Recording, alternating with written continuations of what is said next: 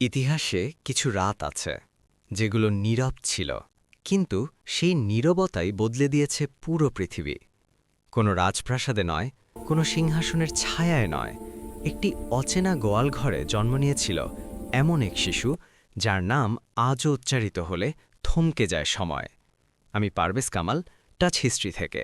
আজকের গল্প যিশু আলাইহিসসালাম এবং সেই রাত যে রাত ইতিহাস বদলে দিয়েছিল। এই গল্প শুরু হয় এক অস্থির সময় থেকে, যখন বেথলেহেম ছিল রোমান সাম্রাজ্যের অধীনে। কর, নিপীড়ন আর ভয় মানুষের দৈনন্দিন জীবনের অংশ হয়ে উঠেছিল।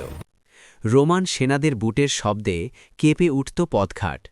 মানুষ অপেক্ষা করছিল একজন মুক্তিদাতার, কিন্তু কেউ কল্পনাও করেনি তিনি আসবেন এত নীরবে।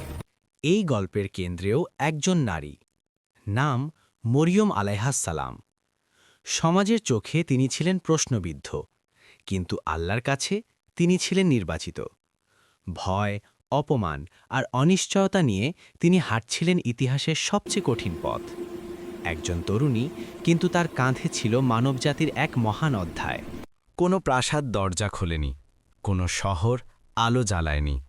শেষ আশ্রয় একটি গোয়ালঘর। সেখানেই জন্ম নিলেন যিশু আলাইহিসসালাম।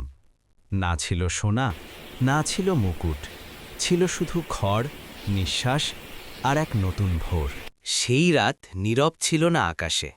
নক্ষত্র জ্বলে উঠেছিল অন্য রকম আলয়। ফেরেশতারা ঘোষণা করেছিল, এই শিশু শুধু একজন নবজাতক নয়, তিনি হবেন করুণা, ন্যায় ও ভালোবাসার প্রতীক। একটি গোয়ালঘর থেকে শুরু হল বিশ্ব ইতিহাসের এক নতুন অধ্যায়। যিশু আলাইহিসসালাম বড় হলেন, অস্ত্র হাতে নয়, নৈতিকতা হাতে। তিনি বলেছিলেন, ভালোবাসা প্রতিশোধের চেয়েও শক্তিশালী, ক্ষমা প্রতিহিংসার চেয়েও মহান। এই বার্তাই ভয় পাইয়ে দিয়েছিল সাম্রাজ্যকে, কারণ ন্যায়বোধ সবচেয়ে বিপজ্জনক শক্তি। আজ বড়দিন মানেই আলো, উৎসব আর স্মৃতি।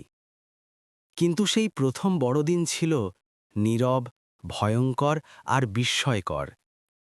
একটি শিশুর জন্ম, একটি রাত, আর ইতিহাসের মোড় ঘুরে গেল। এই গল্প শুধু খ্রিস্টানদের নয়, মুসলমানরাও যিশু আলাইহিসসালামকে মানেন এক মহান নবী হিসেবে। কারণ সত্য আলো ধর্মের সীমা মানে না।